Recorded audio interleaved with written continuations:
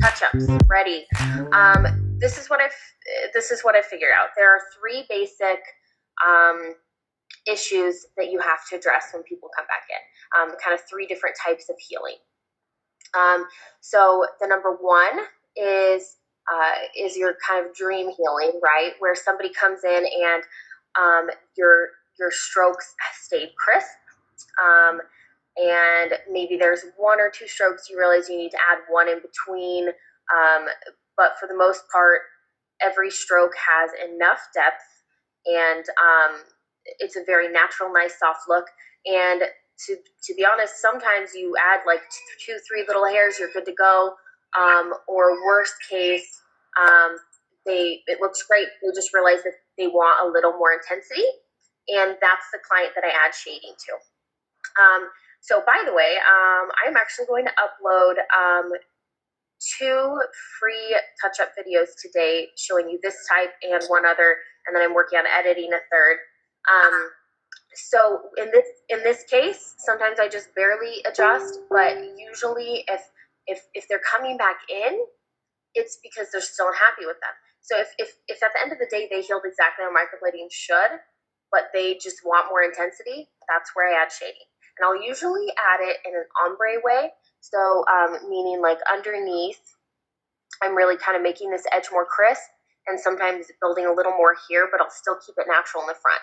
Because generally, if that client started out really thinking they wanted microblading only, if you go too heavy on the shading, then they lose those. You want to at least keep the strokes, I find, in the center and a little bit in this top area. Otherwise, it just looks like a powder brow. And then they're like, why didn't I just do machine powder brow? That would have lasted longer. So you want to keep that that natural look, and that's how you do that, kind of more of an ombre shading. So there's going to be a free touch-up video showing that. And then the second way that I find, and I again will be sharing this video as well, is that every single stroke, or close to every single stroke, like 80% is there, but they're so light. Like they come back almost like each stroke is not crisp. It's this super soft, powdery version of a stroke, right? So in this scenario, this is what I find. A, they didn't follow aftercare very well, and those scabs came off too early. B, if you're new, this is a more likely scenario. You didn't saturate your strokes enough, meaning you place the stroke beautifully. It probably looks great initially, but if you don't pack even more pigment in there, by the time it heals, the pigment softens so much it's hard to see. So if like you have a glass of water and you do 10 drops of ink into it, the opacity level is going to be, to where you can see a fair amount of pigment. But compared to just straight ink, where it's like super saturated and tons of color, you need to, when you put skin on top of the pigment, it's like adding water into that glass. It's changing the opacity level. So you have to put like almost too much, because the healing of microblading, it always softens, always softens. My pixel blades are kind of a different story. It's kind of like how much you put in, that's like 90% how it's going to heal. But microblading is just a different story. It almost always, it starts, you almost have to start out looking a little plasticky with the amount of pigment you put in for it to heal to look crisp, instead of, I don't know how to explain it. Well, obviously, you guys microblade, you know this. So, and sometimes with these people, they worked out, so they sweat, and that acidity pushed out some of your pigment. There's lots of reasons why this can happen. So the first thing I do in this scenario is I go over everything they put on their face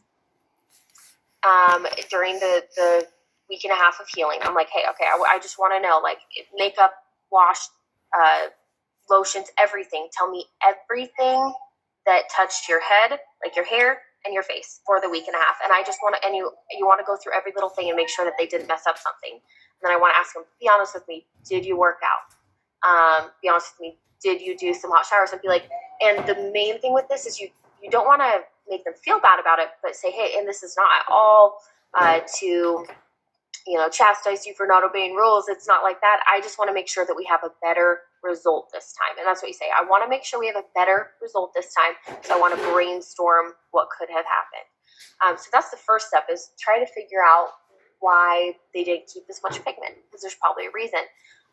But if it's not client error, then it's your error. You didn't saturate your strokes well enough. So in this case, try your very best to go over every single stroke and super carefully. And on your second pass, so when you're placing your strokes, you're usually starting at the bottom of the stroke, working to the top, okay? So on second pass, and this is one of my huge brow tricks, work reverse. Boop. So you're going to start at the end of the stroke. So what you're doing is kind of imagine like if you're brushing out hair, or shaving legs, or anything that you can first go this way, then reverse this way. By pulling the needles through the skin one direction and then the other, you create so much more saturation. And in this free touch-up that I'm going to post into the touch-up section, my second pass, I work backwards on her strokes to put this ink into the skin a different way, again, for better saturation. So again, in these situations, in this second type of scenario, you just really want to watch your stroke saturation. The other thing, sorry guys, the other thing I do is I space my, some people who have a hard time just getting those crisp strokes, if you create a little bit more space in between them, you have a better chance of those strokes healing crisply. Last and final tip and trick for people who heal this way, is thicker blade. Thicker blade. The thicker your blade, the more pigment you're going to put in per pass. And that's why my beginner slant blade is a little bit thicker. So, okay, anyway, so that covers that one. And then last and final way that people usually heal is skips in the lines. So like you'll have a stroke, it'll kind of go like this and it's blotchy. Skip, okay? So what do we do in this scenario? First pass, if the stroke is here, blotch here, all you do is you want to connect the line. So here to here, but you're not doing the entire stroke. You're just going from here to here, okay? And then on second pass, I will lightly go over, but really lightly, the entire stroke. And that's what kind of blends it all together. But the main thing is the first pass, you want to rebalance that pigment. And actually, I just remembered that I have a video I can upload on this too. So I'm going to show you a free video on all three types of these touch-ups. The only other thing to know with this is when people have lymph, the lymph pushes out the pigment as it's healing. The lymph raises to the surface, and that's usually what creates these gaps. So on this client, two important things. A, do not work on them for more than an hour. If you are working on their skin for more than an hour, you are creating too much lymph and they're going to heal splotchy again. That's the number one reason this happens. Number two trick for this, absolutely.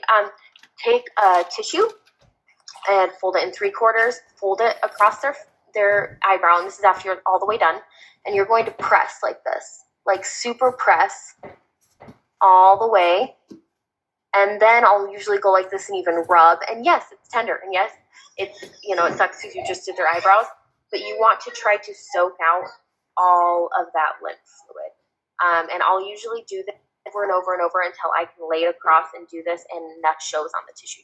You'll see all this clear fluid come out. So part of that is just the main thing, if they heal like that, is prevention. So anyways, again, I'll show you 3 videos showing you these 3 types, type 1, 2, and 3. And hopefully that'll be helpful. I know it really sucks that most people don't get training on touch-ups. It's one of the